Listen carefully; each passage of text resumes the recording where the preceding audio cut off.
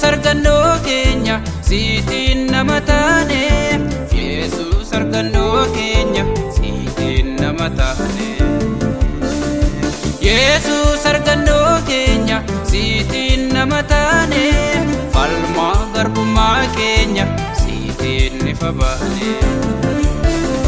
Eeboo diinota keenya nurraa buqqifteetta. Ayyaana kee nutti uwwifte jiraachifteetta. Siifa ta'uu abooniif galanni, siifa ta'uu abooniif galanni. Duwwaaf miti bara bara. Siifa ta'uu abooniif galanni, siifa ta'uu abooniif galanni. Duwwaaf miti Yesus bara bara.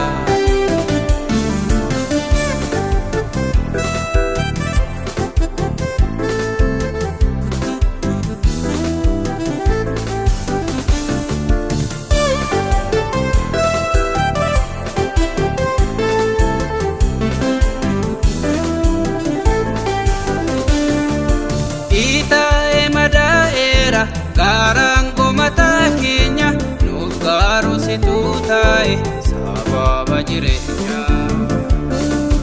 Du'ee iyyummaan keenya siin dureessa taane. Eenyutu maal nurraa qaba siinoo gargabaane. Siifa ta'uu abooniif galanni, siifa ta'uu abooniif galanni. Duwwaaf miti bara bara. Siifa ta'uu abooniif galanni, siifa ta'uu abooniif galanni. Duwwaaf miti Yesus bara bara.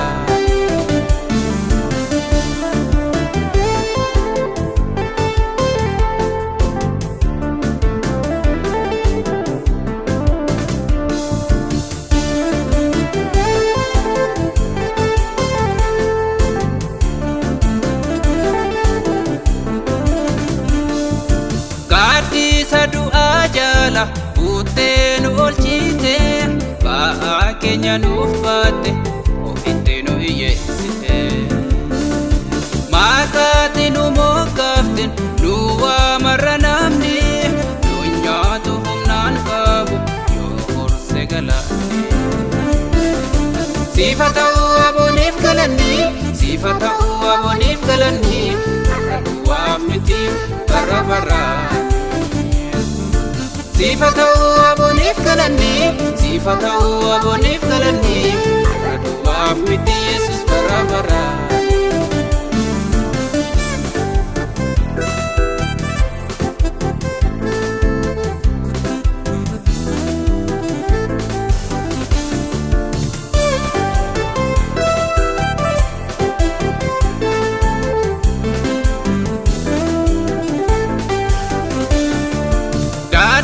Bidhanuu fidde lafa ona keessa.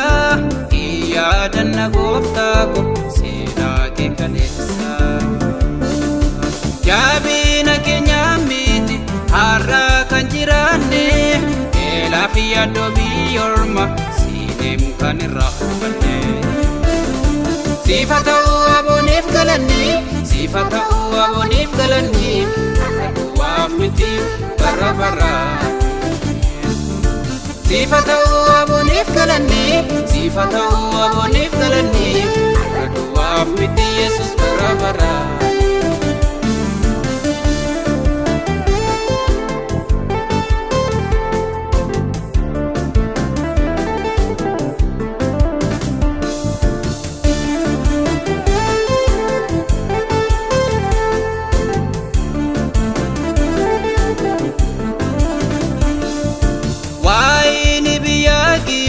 Fidde as nu dhabde dhiigaa keef seenaa taane. Garaan diinas gaadde. Foolii dhabummaan keenya siitiin urgeeffame. Beenyaan dadhabbii keenyas siitiin lakkaa'ame godhama. Siifa ta'uu abooniif galanni, siifa ta'uu abooniif galanni. Duwwaaf miti bara bara. Siifa ta'uu abooniif galanni, siifa ta'uu abooniif galanni. Duwwaaf miti Yesus bara bara.